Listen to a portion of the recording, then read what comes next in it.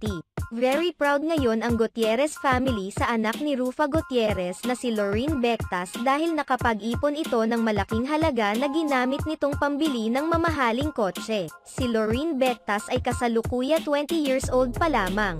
Samantala, sa isang social media post ipinahayag ni Eddie Gutierrez ang kanyang pagka-proud sa achievement na ito ni Lorene sa edad na 20 years old. Congratulations Lorene Gutierrez Bectas, you poor lolo from Beverly Hills is so proud of you ever since you were a little girl I knew that you will grow up a bright and successful person.